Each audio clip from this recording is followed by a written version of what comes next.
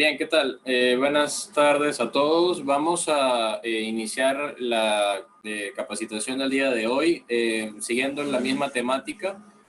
Vamos a conversar sobre las características de la atención de los pacientes politraumatizados en poblaciones especiales. Ya hemos visto la atención del paciente geriátrico, hemos visto las peculiaridades de la atención de la paciente gestante politraumatizada. El día de hoy vamos a conversar un poco sobre las características de la atención de los pacientes con obesidad. En particular, la obesidad es un grave problema de salud pública que está está viniendo cada vez más en ascenso y pues vale la pena conversar un poco al respecto. Hasta hace no mucho, la semana pasada, he tenido un paciente obeso que sufrió un accidente de tránsito y le he atendido en la emergencia. Y pues tienen pues sus particularidades que vamos a conversar el día de hoy.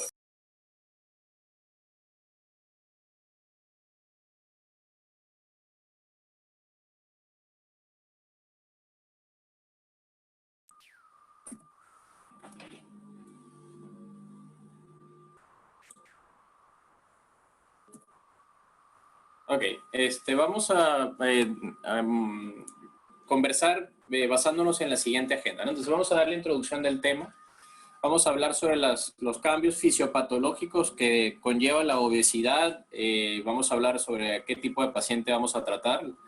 Las peculiaridades de la valoración inicial, como hemos venido conversando en las otras dos oportunidades, algunas consideraciones especiales para el manejo y las conclusiones o los puntos claves sobre el tema, ¿no? Entonces, vamos a comenzar pues recalcando que ya la Organización Mundial de la Salud ha catalogado a la obesidad como un problema grave de salud pública. Ya se conocía más o menos en la década de los 70, ya se veía que la obesidad estaba comenzando a ser un elemento importante dentro de la población, sobre todo de países del primer mundo, principalmente en Norteamérica. Y pues hoy en día ya está catalogada propiamente como una epidemia propiamente dicha, ¿no? Entonces, de hecho, hay un término que se llama globesidad, que ya pues se ha acuñado y se ha fijado ya como una característica de la población mundial, pues que obviamente tiene muchas connotaciones negativas, ¿no? Entonces, nosotros definimos la obesidad como en base al índice de masa corporal, ¿no? La obesidad, encontramos que los pacientes son obesos cuando tienen un índice de masa corporal de 30 o más, y pues también está el rango de sobrepeso de 25 a 30 y pues que también conlleva ciertos riesgos. Por supuesto, la estadística es menor de riesgos cardiovasculares y de mortalidad en este grupo de pacientes con sobrepeso. Sin embargo, sí tienen también pues cabida dentro de la atención, ¿no? Tener los conocimientos de lo que conlleva tener sobrepeso dentro de la atención que podemos brindarle al paciente, ¿no? Entonces, dentro de las cosas más importantes, de algo que ya todos sabemos, la obesidad pues es un factor de riesgo para las principales causas de muerte a nivel mundial, que no son otras sino las enfermedades cardiovasculares, ¿no? Entonces, ¿cómo esto va a influir directamente en la atención del paciente politraumatizado? Pues efectivamente los cambios hemodinámicos que genera el trauma en un paciente que ya tiene una enfermedad cardiovascular subyacente condicionada por la obesidad, pues evidentemente no es igual a un paciente completamente sano, ¿no? Entonces, para que más o menos nos demos una idea de cuál es la gravedad de la situación, este mapa está tomado del Global Burden of Disease, que es un estudio que se hace anualmente sobre los alcances de la enfermedad, de las enfermedades, distintas enfermedades a nivel mundial. Fue publicado en The Lancet. Y más o menos la conclusión del estudio nos dice que más de 2 billones de personas en el mundo son obesas, y más o menos la distribución es así. Fíjense que los índices de masa corporal, o más que los índices de masa corporal, los diagnósticos de obesidad propiamente dichos dentro de la población, pues fíjense que más del 20, todos los países que están en rojo claro y rojo oscuro, tienen un índice, una incidencia de obesidad pues mayor, ¿no? Entonces observamos que la mayoría de los países de Norteamérica, Europa del Norte y en general tienen una obesidad, un índice poblacional de obesidad de más o superior del 20%. Entonces, fíjense cómo en Latinoamérica todavía estamos dentro del rango entre 10 a 20%, específicamente en Perú hasta ahorita, la última revisión tienen cifras variables, pero ronda el 19-20% de porcentaje de incidencia de obesidad a nivel nacional, ¿no? Entonces, fíjense que el 13% de los adultos a nivel mundial son obesos y el 39% tiene sobrepeso, ¿no? Y la obesidad está catalogada como un factor de riesgo para muerte prematura, ya definido, claramente definido, y es uno de los más importantes a nivel mundial, ¿no? Entonces esto quiere decir que la obesidad no mata propiamente, la enfermedad no mata propiamente, directamente, ¿no?, al paciente, sino que representa un factor de riesgo para otras condiciones que sí, pues, influyen directamente en la mortalidad. Y otra cosa aún más grave es que no solamente los niños, los adultos y los pacientes, pues, de edad ya jóvenes, productivos, en población activa, sufren de este mal, sino que ya también 1 de cada 5 niños y adolescentes a nivel mundial tiene sobrepeso. Entonces, la mentalidad de que pues el niño mientras más gordito es más sanito, eso no es correcto, ¿no? Entonces, eso nos ha conllevado pues a sobrealimentar a los niños y también darles una alimentación de baja calidad, y eso obviamente influye desde el punto de vista médico de forma negativa en el crecimiento y el desarrollo del niño, ¿no? Específicamente en Perú, esta es una de los reportes más recientes del INEI. Observamos, fíjense en la gráfica de la izquierda, cómo a nivel nacional más del 60% aproximadamente la incidencia de sobrepeso y obesidad, incluyendo ambas condiciones, ya pues de forma global llega hasta el 60% para el 2018, siendo la obesidad y el sobrepeso elementos más frecuentemente encontrados en mujeres. Y dependiendo de la región natural de donde nosotros podamos hacer los estudios o la revisión epidemiológica, fíjense que en Lima Metropolitana, en la región de la costa, es mayor el porcentaje, ¿no? Esto probablemente relacionado con los hábitos de vida y pues los hábitos nutricionales de las personas que, pues, a pesar de que se han hecho varias encuestas, inclusive en las que se les pregunta de forma aleatoria a las personas pues, cómo es su dieta y si saben que el consumo de determinados alimentos los predispone a ser obesos, y pues la gente aún así responde que sí conoce, que sabe que el exceso de grasas, de las comidas en exceso no son favorables para la salud, pero aún así lo siguen haciendo, ¿no? Entonces esto es algo importante en lo que hay que trabajar, ¿no?, desde el punto de vista cultural. Fíjense entonces, hablando ya específicamente del índice de masa corporal en pacientes adultos, según sexo y región natural, fíjense que para el 2017 a nivel nacional había un índice de masa promedio de 26.8. Entonces, fíjense, está por encima del límite del sobrepeso. Entonces, quiere decir que la mayoría de la población tiende a tener sobrepeso o obesidad, y esto obviamente incrementa el valor promedio de toda la población a nivel nacional, ¿no? Y ahí más o menos esto va de la mano con la distribución por regiones, como habíamos comentado anteriormente. Entonces, en total, ya esto para el 2018, esto ya debe haber cambiado, debe ser mayor ahora, pero las cifras del 2020 todavía no están, ¿no? O sea, hay un aproximado que inclusive se ha extendido a más hasta casi el 70% de la población que tiene obesidad y sobrepeso a nivel nacional. Entonces, ¿a quién vamos a tratar o de quién estamos hablando, no? Estamos hablando de un paciente que tiene múltiples alteraciones desde el punto de vista fisiopatológico condicionado por el incremento del peso, ¿no? Básicamente, el principal fenómeno fisiopatológico que ocurre en el paciente obeso es el incremento del tejido adiposo, ¿no? Evidentemente. Y el tejido adiposo no es solamente grasa, ¿no? El tejido adiposo es un tejido metabólicamente activo y que además tiene una participación muy importante en varios procesos a nivel general, ¿no? Entonces, dentro de cada uno de los aparatos y sistemas vamos a encontrar alteraciones específicas. Vamos a comenzar de izquierda a derecha. Fíjense cómo comenzamos por los cambios fisiopatológicos cardiovasculares. El incremento de la masa global del paciente hace que pues, el aumento del tamaño de los tejidos y de los órganos incrementa de forma continua el gasto cardíaco, y aparte de esto también incrementa el flujo sanguíneo esplácnico, y por ende al incrementar el flujo sanguíneo y la llegada de sangre a los tejidos y al aumentar su tamaño también incrementa la demanda metabólica de todos los tejidos. Entonces, esto hace que exista una sobrecarga de trabajo a nivel miocárdico, por lo tanto el paciente con obesidad y que tenga obesidad crónica, o sea, ya tenga tiempo siendo obeso, tiene ya un daño cardíaco subyacente precisamente por el incremento del trabajo que lleva sostenido en el tiempo. Y esto es importante porque pues más adelante vamos a ver que los pacientes obesos tienden a tolerar menos las sobrecargas de volumen que los pacientes no obesos. Entonces, esto hace que eso tiene una connotación importante al momento de animar a los pacientes obesos, puesto que si ya veníamos conversando con anterioridad de la tendencia a utilizar la menor cantidad de líquidos o cristaloides, pues en el paciente obeso tiene que ser una reanimación más precisa y menos,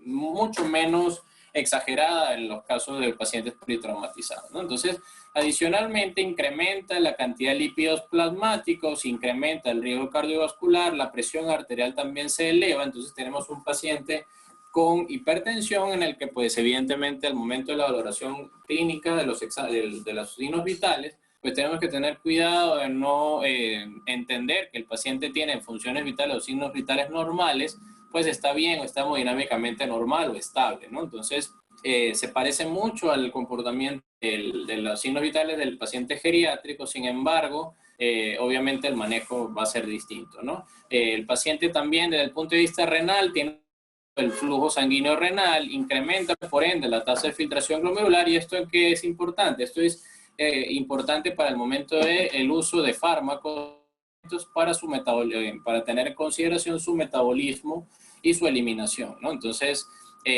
adicionalmente, desde el punto de vista gastrointestinal, vamos a encontrar que el paciente obeso tiende a tener un incremento del tiempo, tarda más en vaciar el estómago, por lo tanto, tiende a tener mayor riesgo de broncoaspiración, aparte de esto tiene una mayor incidencia de reflujo gastroesofágico y pues esto es un riesgo perenne o latente para la vía aérea, ¿no? Además de estos otros problemas adicionales, sobre todo la infiltración grasa del hígado, que en casos más avanzados puede condicionar una limitación para el metabolismo también de los medicamentos, de los fármacos que utilicemos, y pues desde el punto de vista de la perfusión, como veníamos comentando anteriormente, pues también hay un incremento del flujo sanguíneo esplácnico, ¿no? Desde el punto de vista cutáneo y musculoesquelético, tenemos evidentemente un incremento de la masa adiposa, un incremento del grosor de la piel, pero también tenemos un incremento del porcentaje de infecciones, sobre todo infecciones de sitio respiratorio en el caso de los pacientes que son quirúrgicos, ¿no? Entonces, aparte de esto, es interesante cómo ver algunas publicaciones sobre el paciente obeso. En el contexto del trauma, el incremento del grosor de la piel le da un efecto cojín o un efecto de protección al paciente ante traumatismos directos. Sin embargo, pues también hay otras publicaciones que nos dicen que este efecto protector del grosor de la piel, del tejido adiposo y el grosor en general de los tejidos, pues pudiera no ser tan significativo como se piensa, ¿no? Desde el punto de vista musculoesquelético, entonces hay una predisposición a la disminución del contenido mineral óseo, pero sobre todas las cosas tienden a tener músculos más débiles y una disminución de la masa muscular activa. Por lo tanto, el paciente obeso tiende a tener mayor riesgo de fracturas y también tienden a tener problemas relacionados con la movilización temprana, la movilización precoz, uno de los elementos pues, fundamentales para evitar los fenómenos tromboembólicos, ¿no? Desde el punto de vista pulmonar son las principales complicaciones, o más que complicaciones, cambios fisiopatológicos, porque eso tiene un síndrome pues, de hipoventilación crónico, y este síndrome pues, implica la hipercapnia, además de policitemia, mayor posibilidad de cianosis, y por la cronicidad de estos elementos se genera una insuficiencia cardíaca derecha. Evidentemente influye también en la función cardiovascular, ¿no?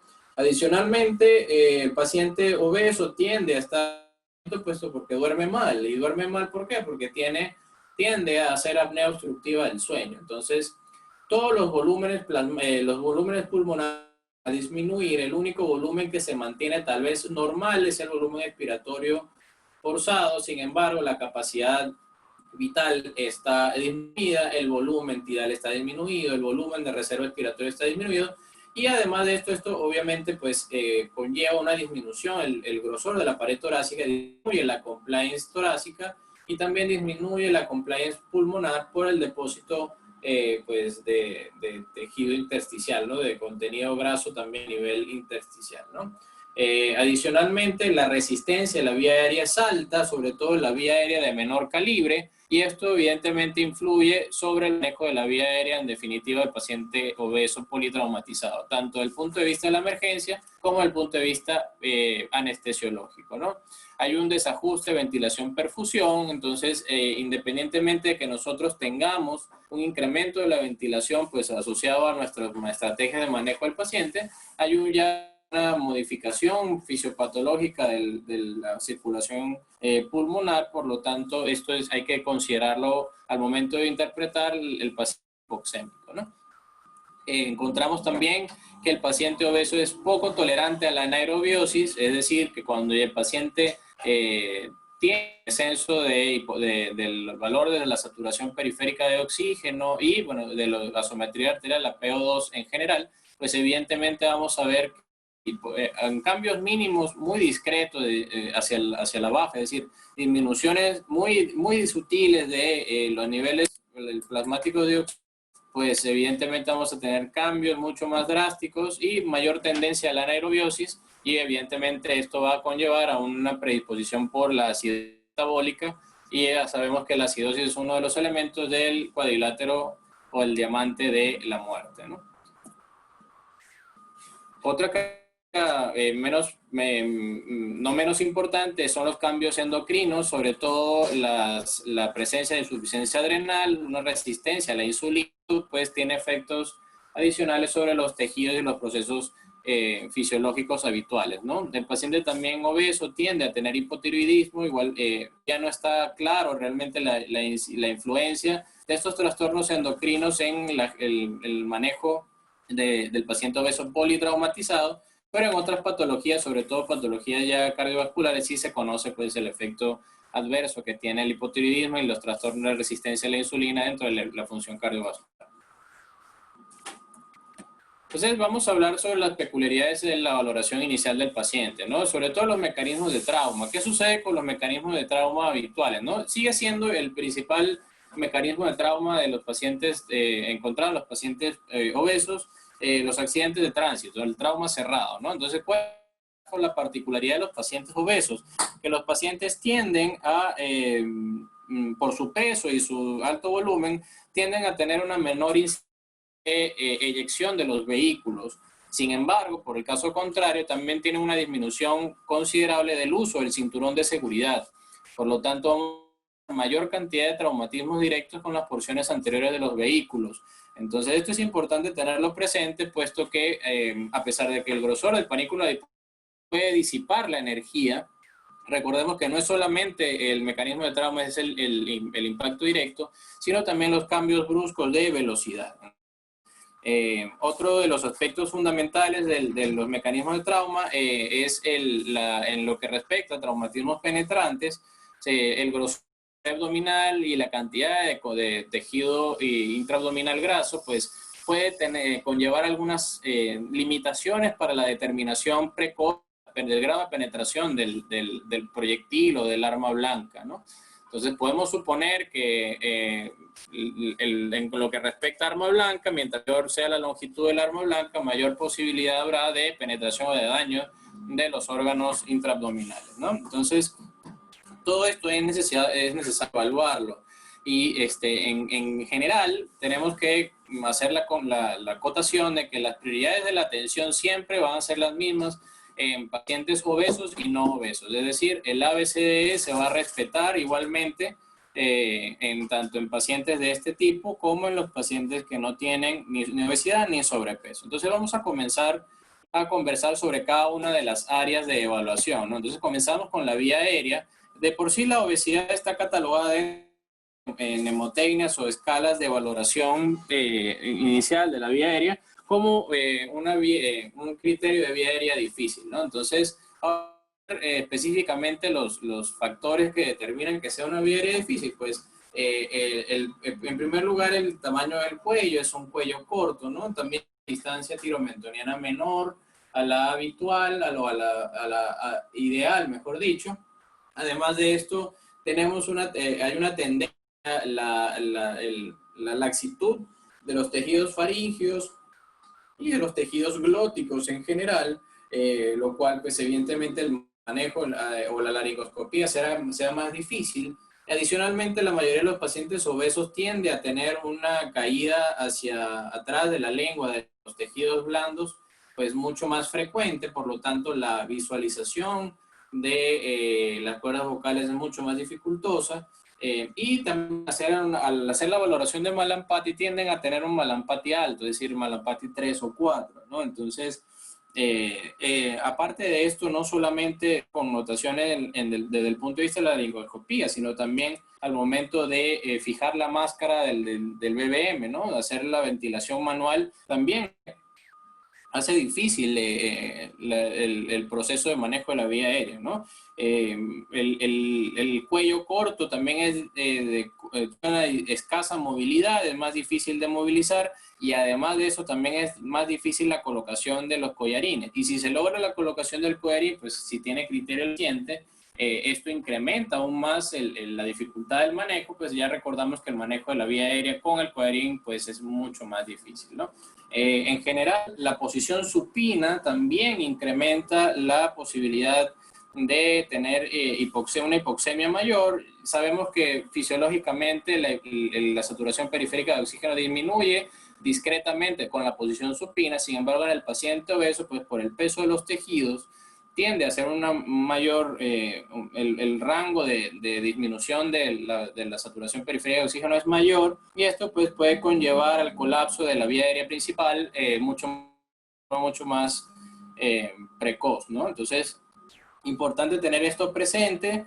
Adicionalmente a esto, hay que tener algunas consideraciones, sobre todo al momento de realizar procedimientos o abordajes para el control o para asegurar la vía aérea. Por ejemplo, se permite la intubación de los pacientes con cierta angulación de las camas, es decir, tratar en la medida de lo posible de realizar la intubación en una posición en rampa, más 90 grados, es una de las recomendaciones que se dan. Eso incrementa, igualmente hace más difícil la técnica de intubación. Es importante utilizar también ECOS, si tenemos disponibilidad, el uso de dispositivos como videolaringoscopios, el uso de guiadores que no están en todas las circunstancias, en todos los pacientes, pues la obesidad es uno de ellos. Debe utilizarse se recomienda, se ha visto que estadísticamente hay un beneficio en el manejo de la vía utilizando el guiador o introductores, como lo deseen llamar, al momento de realizar la intubación. El diámetro del tubo tiende puede ser un poquito mayor, sin embargo, hay algunas literatura que no hace mayor distinción entre el uso de un tamaño de tubo u otro. Generalmente se tiende a utilizar tubos de mayor grosor para evitar el colapso del tubo. Sin embargo, igual hay estadística que nos dice que igual puede haber riesgo de colapso de tubo, etcétera. Para evitar riesgo de colapso realmente habría que utilizar un tubo armado, un tubo con esqueleto pues, que impide justamente la oclusión del tubo. Sin embargo, pues otra de las cosas que se puede utilizar también son los dispositivos de videolaringoscopía, en el caso de que estén disponibles.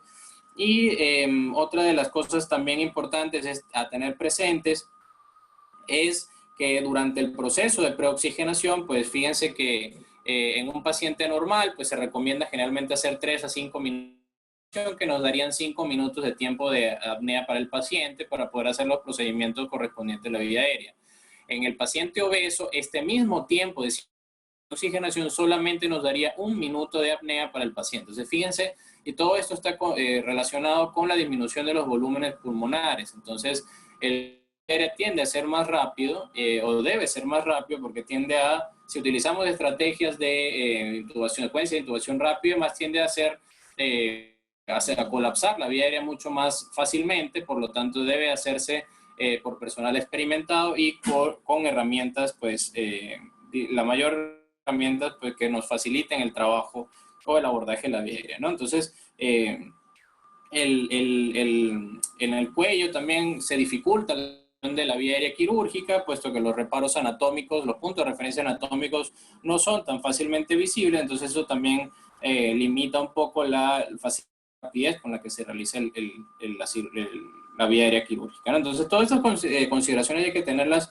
presentes, ¿no? Y es necesario estar preparados al momento de la evaluación de un paciente con riesgo de compromiso de la vía aérea, ¿no? Todos conocemos la aplicación de las estrategias de evaluación previa de la vía aérea, se aplican igual para este tipo de pacientes, pero tenemos que tener entonces todas las herramientas posibles para resolver problemas en los casos de que eso ocurra, ¿no? Tenemos entonces en lo que respecta a la ventilación, vamos a tener pues que en primer lugar la auscultación sigue siendo ya de por sí en la emergencia es imprecisa, pues bien el paciente obeso aún es más imprecisa por la dificultad para escuchar los ruidos, el murmullo vesicular. Aparte de esto, la ventilación ya vimos que es más difícil, no solamente por la dificultad para la fijación de la máscara, sino también para todos los cambios de la dinámica de la mecánica pulmonar, ¿no? De la mecánica ventilatoria. Tenemos del diafragma, condicionado por el incremento del contenido del tamaño de las vísceras intraabdominales, y esto obviamente cambia la dinámica. Tenemos también la predisposición a la hipoxia, entonces el paciente tolera menos los periodos de apnea, como hemos conversado, entonces por lo tanto requiere oxigenoterapia de forma más precoz, e inclusive pudiera requerir estrategias de ventilación mecánica no invasiva anticipada para poder garantizar la adecuada ventilación o vencer, para asegurar que podamos vencer la resistencia de la vía aérea, ¿no?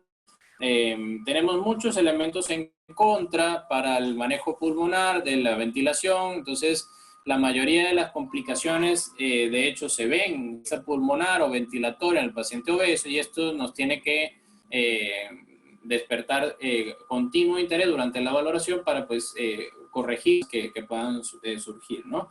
En los casos de los pacientes que requieran manejo quirúrgico, bien sea por un hemoneumotórax o alguna complicación asociada al trauma, pues se ha visto una incidencia mayor de complicaciones asociadas a los drenajes torácicos. Pues evidentemente el grosor de la pared torácica hace que haya mayor posibilidad de colocación del tubo en el espacio subcutáneo, o que no llegue al espacio pleural, pues la disección sea limitada, y esto obviamente pues no logra resolver el problema de ventilatorio del paciente.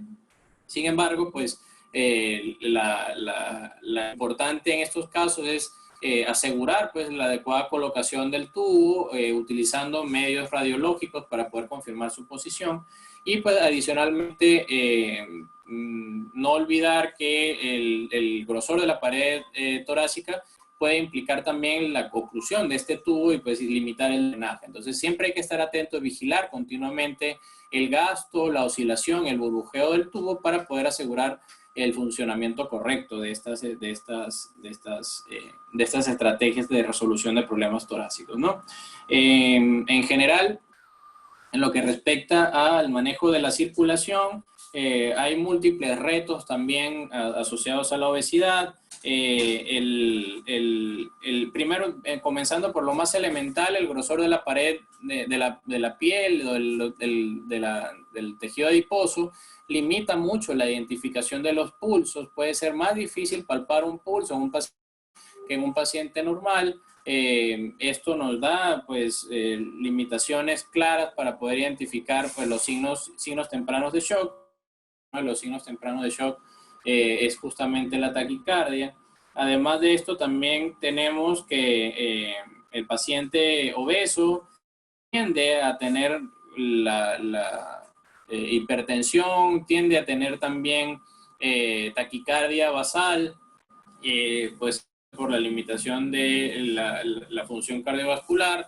Entonces, esto hace que ya el paciente tenga una falla, tal vez al momento del trauma, al momento de la valoración, tal vez el paciente no conozca que tenga un problema cardiovascular de base, entonces se descubre recién al momento de la valoración. Así uno le pregunta al paciente si no sufre de presión alta, diabetes o otros problemas conocidos, pues sabemos que la obesidad per se condiciona la aparición de problemas cardiovasculares y sobre todo de falla cardíaca precoz al momento de situaciones de estrés, ¿no? Entonces, el paciente que esté normotenso, el paciente obeso normotenso puede estar inclusive asociado, puede ser un indicador, la presión normal de hipotensión. O sea, nosotros podemos tener un paciente politraumatizado obeso que tenga 110/60 y pues el paciente, aunque no sea conocido hipertenso, esto nos puede indicar, este valor de presión nos puede indicar que el paciente tiene hipovolemia asociada, ¿no? Entonces, esto es importante tenerlo presente.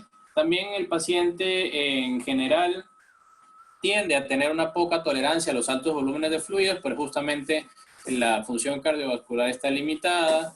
En estos pacientes claramente los signos vitales son imprecisos, ya lo hemos venido también hablando desde hace ya varias capacitaciones previas. En estos pacientes el diagnóstico de shock debe basarse principalmente en, si no hay disponibilidad de gasometría arterial, de recursos como el índice de shock. Igualmente hay pues ciertos sesgos, ¿no?, al momento de la valoración clínica propiamente. Entonces tenemos que utilizar otras estrategias, principalmente la gasometría arterial o venosa, pues para la determinación de lactato y déficit de base, ¿no?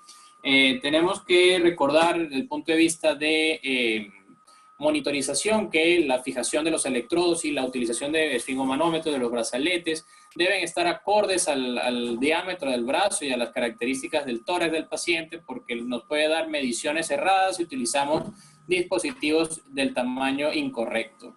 El paciente obeso es una vía venosa también difícil, todo es difícil en el paciente obeso, la vía venosa es una de ellas, y esto puede conllevar a la necesidad de utilizar vías venosas centrales de forma precoz. Probablemente no dentro del manejo inicial del trauma, puesto que esto no se recomienda el uso de vías venosas centrales, puesto que no ofrecen mayor ventaja sobre las vías venosas periféricas en el manejo inicial, ojo, en manejo inicial. Sin embargo, puede ser necesario inclusive el uso de vía intraósea como alternativa. Pero siempre debe garantizarse una vía venosa para el paciente, puesto que ofrece el acceso más rápido para los fármacos y obviamente para la reanimación, ¿no? Y finalmente, dentro de ese, recordamos que la ecografía también nos ofrece pues, múltiples ventajas al momento de la valoración inicial del paciente politraumatizado, pero en el paciente obeso la ventana acústica es muy mala, por lo tanto, el FAST pierde, o la ecografía pierde un poco su sensibilidad y especificidad, y esto pues nos tiene que llamar la atención de que la ecografía no es estable en estos pacientes, por lo tanto debemos recurrir a otras alternativas, principalmente el uso de tomografía en el caso de que el paciente lo permita, ¿no? Ya vamos a hablar de esto un poco más adelante. En lo que respecta a la valoración neurológica, debemos reconocer que a pesar de que no es tan significativo, sí tenemos que partir del hecho de que el paciente obeso tiende a tener una somnolencia basal y tiende a resistir un poco menos pues, por la falta de sueño crónica que tiene. El paciente obeso también, por los cambios musculoesqueléticos y del centro de gravedad y todas las características que ya hemos conversado, tiende a tener cierta dificultad para el movimiento, pero esto no quiere decir que después del traumatismo el paciente tenga una discapacidad neurológica que condicione la limitación. Sin embargo, es necesario estar atentos al examen físico-neurológico para poder descartar esto, ¿no? De las lesiones de trauma craneoencefálico, trauma vertebromedular, las lesiones en la cabeza son menos frecuentes por el tamaño de la cabeza en relación al cuerpo. ¿Sí? Por lo tanto, el trauma craneoencefálico es menos frecuente, pero no deja de ser la causa principal de mortalidad en el paciente politraumatizado y sobre todo en el paciente obeso. Sin embargo, sí hay disminución clara de las lesiones vertebrales o medulares, y entre ellas, de todas las lesiones vertebrales o vertebromedulares, las cervicales son las más frecuentes, siempre van a ser las más frecuentes por su ubicación anatómica, ¿no? La columna cervical es la que menos protegida está, por lo tanto tiende a tener igualmente mayor riesgo de lesión en los pacientes, sean obesos o no sean obesos, ¿no? Finalmente, en lo que respecta a la exposición, vamos a tener una mayor predisposición a la hipotermia, ya que la superficie de intercambio de calor es mayor. Por lo tanto, al paciente, el hecho de remover la ropa nos tiene que, pues, obviamente, llamar a la atención de cubrirlo de forma lo más rápido posible una vez concluido la valoración completa del paciente, la valoración inicial completa, y pues el paciente se debe evitar en todo momento la hipotermia para evitar los problemas de coagulación asociados a la hipotermia, ¿no? La exposición al ambiente en general tiene en relación con el paciente politraumatizo, sobre todo en el ámbito prehospitalario, tiene una importancia muy alta, ya que el paciente obeso tiende a tardar más tiempo en extricarse, en sacarlo de los accidentes. Por lo tanto, pues esto retrasa, de cierta forma, la atención adecuada del paciente, y pues esto es necesario tomarlo en consideración al momento de la valoración del paciente a la llegada a la emergencia, ¿no? El tiempo que toma la extricación está asociado con un mayor riesgo de mortalidad mientras más largo sea, ¿no? Los pacientes también tienden a ocultar muy bien las lesiones de forma involuntaria, obviamente, ¿no? Por la cantidad de pliegues cutáneos que tienen, pueden ocultar lesiones en determinados sectores que en algunos casos pueden ser lesiones graves, por ejemplo, lesiones en tórax, lesiones en abdomen, orificios, sobre todo heridas penetrantes. Es necesario explorar todas las lesiones ocultas en todos estos pliegues para poder pues, evitar tener lesiones desapercibidas, ¿no? En lo que respecta al manejo quirúrgico, los pacientes obesos tienden a tener un mayor porcentaje de infección de heridas operatorias y también de heridas en general traumáticas. Y aparte de esto, desde el punto de vista de exposición, se necesita una mayor cantidad de personal para exponer la región dorsal. Para hacer el rolón o el log roll, como lo deseen llamar, pues la movilización del paciente implica no solamente el incremento del número de operadores para poder girar al paciente, sino también si hubiera necesidad de trasladarlo para otros estudios, o también inclusive desde el punto de vista prehospitalario, también tiene pues necesidad de utilizarse equipos que estén adaptados para el peso del paciente. En lo que respecta a los estudios complementarios, la penetración de los tejidos por los rayos X es limitada. Esto incrementa el riesgo de lesiones desapercibidas o en radiología, sobre todo las lesiones torácicas, entiéndase fracturas de esternón, fracturas costales, tórax inestable, fracturas escapulares, etcétera, ¿no? Entonces, todo esto el peso, el grosor de la pared torácica influye negativamente en la posibilidad de detección de estas lesiones, ¿no? Adicionalmente a esto, tenemos que los equipos que utilizamos para la radiología tienen un límite de peso tolerable, ¿no? Para que no se dañen. Obviamente, los más sensibles son los tomógrafos, ¿no? Entonces, debemos conocer el límite de peso de nuestro tomógrafo para saber cuáles limitaciones tenemos para la valoración radiológica del paciente, ¿no? Adicionalmente a esto, si hubiera necesidad de realizar un lavado peritoneal diagnóstico, a pesar de que no es un estudio de imagen, ¿no? Es un estudio complementario para el diagnóstico del trauma abdominal complicado. En los casos en los centros donde no haya posibilidad de utilizar estudios de imágenes, ya de por sí la dificultad técnica del lavado peritoneal disminuye su sensibilidad. Entonces, esto es importante considerarlo al momento de determinar cuál es la conducta final del paciente, ¿no? Lo que respecta a la monitorización, el paciente obviamente tiene sus brazos anchos, los dedos son gruesos, la medición de oximetría de pulso, de la saturación periférica de oxígeno puede tener errores, por lo tanto hay que buscar alternativas, ¿no? Utilizar, como hemos comentado, brazaletes de tamaño correspondiente, modificar la posición o cambiar de sitio el pulso oxímetro, generalmente lo utilizamos en el lóbulo de la oreja, ¿no? También es una zona donde se puede medir la saturación periférica. Con algo de limitación para mantenerlo ahí, pues probablemente haya que utilizar los sensores o las fuentes de luz infrarroja. Habría que utilizar un adaptador para mantenerlo en ese lugar. De todas maneras, es importante también estar claro de que el paciente obeso tiene algunas características anatómicas que pueden condicionar alteraciones en la monitorización. Entonces, todo esto hay que tenerlo en consideración al momento de pues, interpretar los resultados de las distintas funciones vitales que estamos evidenciando, ¿no?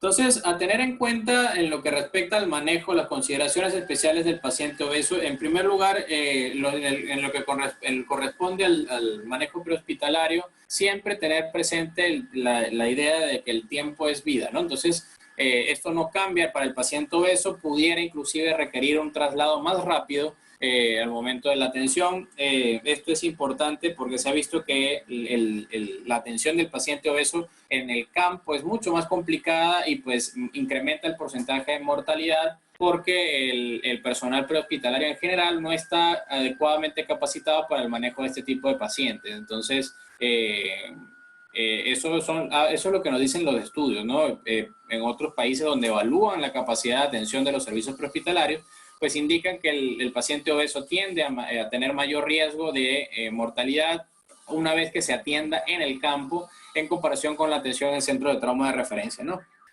Adicionalmente a esto, es necesario tener el trabajo en equipo, no solo en el ambiente prehospitalario, sino también en el ambiente hospitalario, es decir, todos participan de la movilización del paciente, todos pueden participar de la evaluación del paciente. Principalmente el uso, la concepción de trabajo en equipo va de la mano con la exposición del paciente, ¿no? Entonces, esto es necesario aclararlo, ¿no? Porque muchas veces pues vemos que en las emergencias no está el personal completo. Es entendible que hay personal que tiene limitaciones musculoesqueléticas, lesiones, etcétera. Sin embargo, si no es el personal no puede atender al paciente o no puede participar de la movilización, es necesario su colaboración para ubicar a otras personas que pudieran ofrecer ayuda, bien sea personal de mantenimiento, vigilancia, etcétera, puesto que estos pacientes necesitan la mayor cantidad de manos para distribuir el peso de forma adecuada, ¿no? Por lo menos de forma momentánea. La habilidad de movilización del paciente es una de las habilidades en trauma que puede enseñarse de forma más fácil y se puede aprender también de forma más fácil, ¿no? Entonces, adicionalmente a esto, recordamos nuevamente la presión arterial normal puede representar la hipotensión.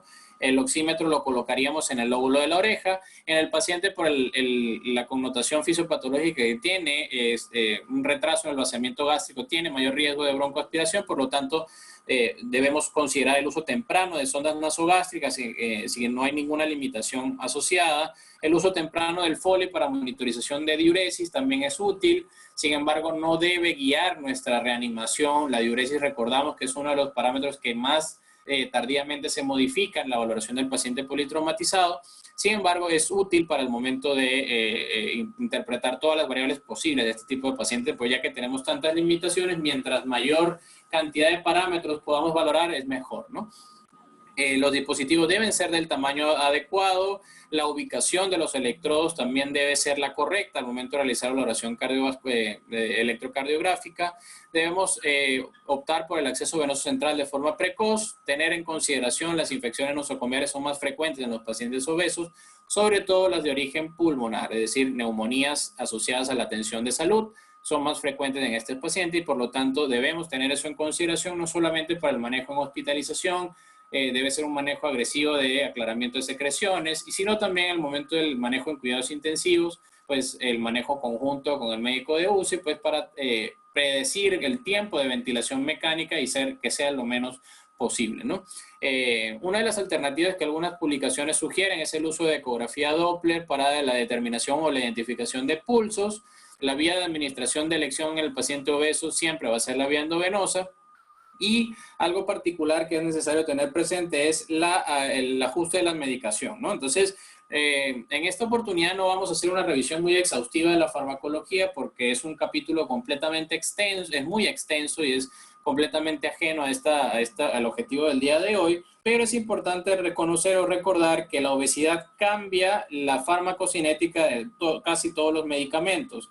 Y es necesario conocer simplemente los fundamentos de esto, ¿no? Entonces, el paciente obeso tiende a tener, evidentemente, como ya hemos mencionado, un incremento del volumen plasmático. Esto incrementa el volumen de distribución de los fármacos, incremento de la excreción renal, de la tasa de filtración, del metabolismo hepático, todo esto se altera, ¿no? Entonces, la alteración puede también venir de la mano de la unión de los fármacos a proteínas. Todas estas cosas influyen en que tal vez necesitemos modificar las dosis de los analgésicos, antiinflamatorios u otros medicamentos, sobre todo desde el punto de vista de la anestesia, para el manejo del paciente, ¿no? Entonces, ¿cómo saber esto, no? Entonces, se recomienda que los medicamentos sean manejados en función, sobre todo los medicamentos críticos, ¿no? Hablamos de medicamentos de uso en UCI o de medicamentos de uso anestesiológico. Se utilice el peso corporal ideal o el peso corporal ajustado, ¿no? Entonces, hay algunos medicamentos que se pueden manejar teniendo en cuenta el peso corporal total. Sin embargo, ahí les dejo las fórmulas de la forma para calcular el peso corporal ideal de los pacientes. En general, el peso corporal ideal se utiliza para los medicamentos que no se distribuyen en el tejido graso, es decir, son medicamentos que tienden a tener un comportamiento farmacocinético diferente, ¿no? La mayoría de los medicamentos se pueden utilizar en los pacientes obesos sin mayor connotación. Sin embargo, es importante el ajuste de dosis para no tener tratamientos subóptimos, sobre todo en el manejo del dolor, ¿no? En los pacientes obesos, es importante considerar esto y la diferencia básicamente está dentro de si el medicamento es liposoluble o hidrosoluble, ¿no? En el paciente obeso, la extensión del tejido adiposo incrementa el volumen de distribución. Necesitamos básicamente mayores dosis de carga para producir la misma concentración en el plasma, pero como hay tanto tejido adiposo, el medicamento tarda en metabolizar, sino más bien se almacena en el tejido, por lo tanto pudieran requerirse menores dosis de mantenimiento. Esto es particularmente importante al momento de elegir los medicamentos anestésicos o para los protocolos de pseudoanalgesia en terapia, ¿no? Aparte de esto, los mecanismos y los fármacos hidrosolubles tienden a tener un menor volumen de distribución, ¿no? Evidentemente, ¿no? Los medicamentos hidrosolubles no se modifican por la cantidad de grasa, entonces estos tipos de medicamentos se basan básicamente, la dosis se basa en el peso corporal ideal para evitar la sobredosificación, ¿no? Entonces, algunos ejemplos nada más para mencionar, medicamentos principalmente de origen anestésico. Fíjense cómo por ejemplo, el midazolam se calcula en función del peso corporal total, y a diferencia de otros como el fentanilo o derivados opiáceos que se basan en el uso del peso corporal magro, ¿no? En los casos de manejo del trauma cerrado propiamente, los pacientes obesos tienden a tener mayor mortalidad, más complicaciones, como hemos venido conversando, pero también en los pacientes hay que tener algunas consideraciones claras, que por eso vamos a hacer el resumen a partir de este momento, ¿no? Entonces, el paciente obeso, en general, tiende a tener una mayor incidencia de lesiones en el tórax. El tórax es el problema principal del paciente obeso.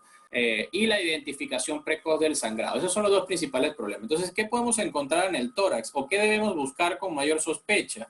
Las complicaciones de la pared torácica, ¿ok? En primer lugar, como he mencionado, fracturas ocultas, ¿no? También podemos encontrar otro tipo de lesiones como laceraciones o trauma cerrado de cardíaco.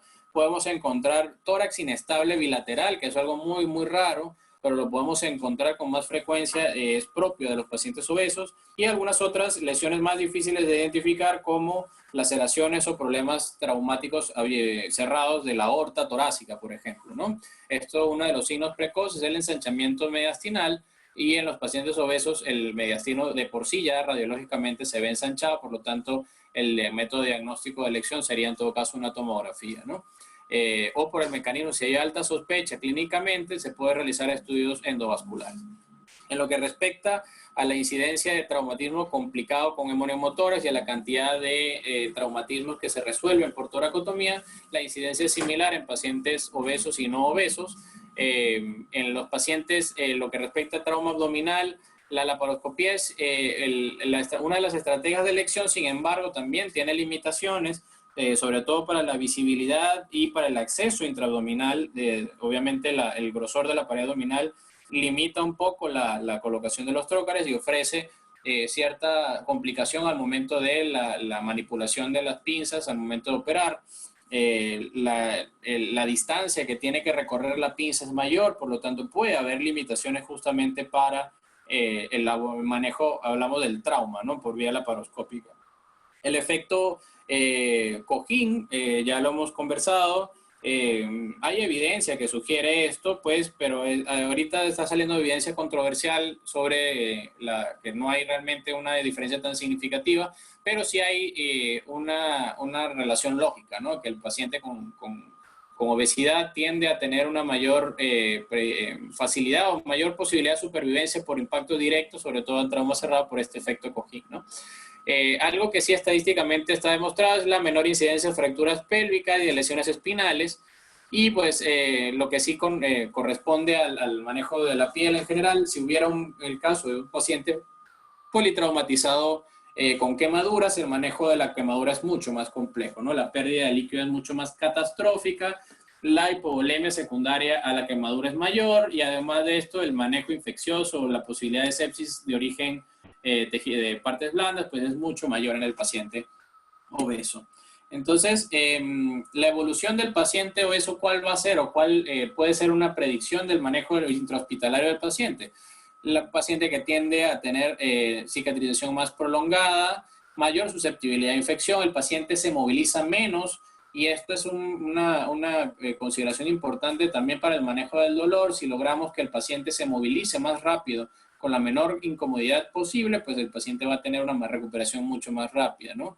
El paciente tiende a hacer úlceras por decúbito más frecuentemente, las hospitalizaciones son prolongadas tanto en área convencional, área de hospitalización normal, como en área de cuidados intensivos.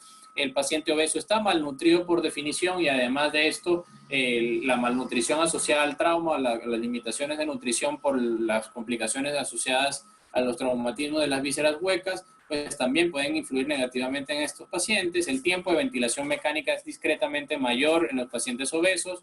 El clearance del lactato es más lento, el clearance de todos los medicamentos, de los fármacos, es más lento. Y en los casos de trauma musculoesqueléticos debemos utilizar férulas o dispositivos adaptados al peso de la extremidad. Por lo tanto, debemos utilizar férulas más gruesas, más anchas, o desde el punto de vista traumatológico, los mecanismos de inmovilización deben estar adaptados a justamente este tipo de pacientes, ¿no? Entonces, la mayoría en las áreas de emergencia, pues no sabemos con qué disponemos, no sabemos si tenemos disponibilidad de este tipo de equipos, por lo tanto, importante saber con qué contamos para poder utilizarlo en los momentos en los que lo requiramos, ¿no?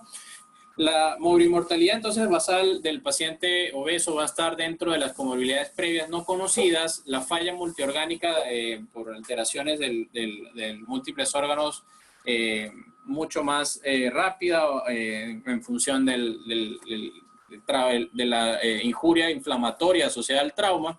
El trauma craneoencefálico siempre va a ser la causa principal de mortalidad, aunque ya vemos que podemos tener, por la relación de la dimensión de la cabeza respecto al cuerpo, pues una menor cantidad de lesiones en cráneo, pero igualmente sigue siendo la causa de muerte más frecuente. La falla cardíaca también es una causa de morbimortalidad importante. El paciente usualmente trae ya una falla cardíaca de base en los pacientes con obesidad, sobre todo de larga data. Las complicaciones respiratorias o pulmonares son las más frecuentes en función de toda la disminución de volúmenes y de capacidades que ya hemos conversado. Y otra de las causas principales de morbimortalidad es el embolismo pulmonar y la trombosis venosa profunda, ¿no? Que esto se logra resolver con la movilización temprana y el uso ajustado por peso de las heparines de bajo peso molecular y todas las estrategias que también se utilizan en los pacientes no obesos, ¿no?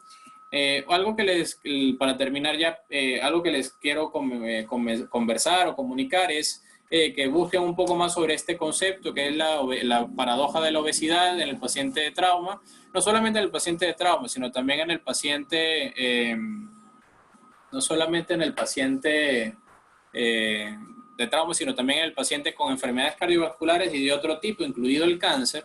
Se observa esta paradoja en la que pues, el paciente, en este caso el paciente de trauma, en algunos reportes nos indica que tiene una mayor posibilidad de supervivencia al trauma en comparación a los pacientes no obesos. Y esto es algo que pues, contradice toda la información que les acabo de comentar, ¿no? Y es algo interesante, fíjense la fecha de la publicación, es del 2020 del World Journal of Surgery, es una de las revistas de mayor impacto desde el punto de vista quirúrgico. Entonces, fíjense lo interesante que la conclusión de este estudio básicamente es que se han visto en reportes aislados que estos pacientes tienden a tener una mayor supervivencia, no se sabe por qué, hay que hacer más estudios al respecto, pero es interesante el concepto, ¿no? Que el paciente con obesidad, ¿por qué? Si tiene tantas limitaciones desde el punto de vista funcional, fisiológico, tantas alteraciones, ¿por qué el paciente va a sobrevivir más que otros al momento del trauma? Entonces es interesante, ¿no?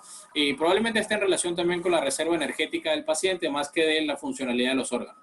Sin embargo, no, más estudios son necesarios y pues el concepto ahí lo dejo como una controversia para que pues nos interesemos un poco más en indagar en este concepto, ¿no?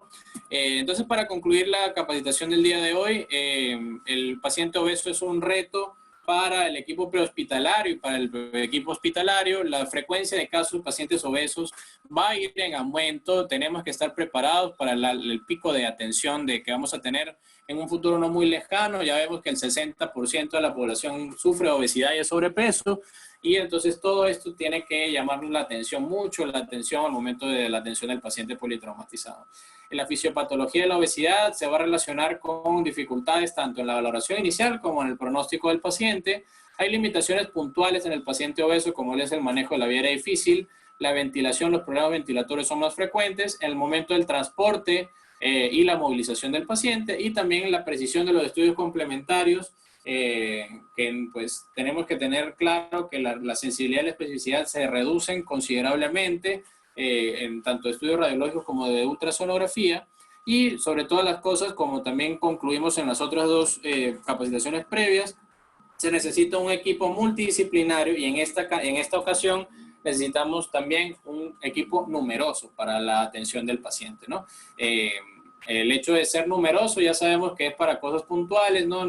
Es importante aclarar que el hecho de que sea numeroso el equipo no quiere decir que en todos los momentos de la atención necesitemos muchas manos para poder atender al paciente, ¿no? Sobre todo, recordamos, es para el momento de la movilización y el transporte del paciente.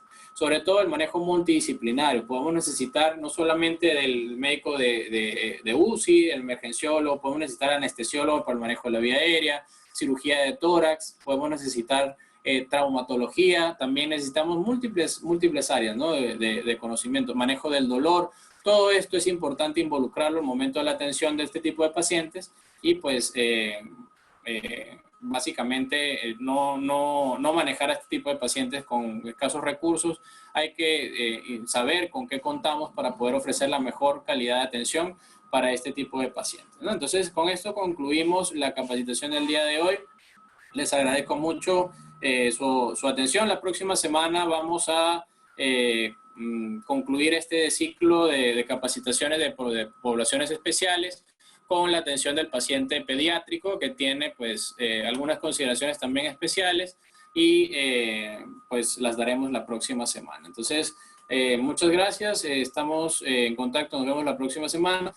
También invitarlos para las próximas capacitaciones del día de mañana. Me corresponde un conversatorio bastante elemental sobre monitorización dinámica, entonces nos vamos a ver mañana probablemente. Entonces, muchas gracias por su atención, entonces estamos en contacto.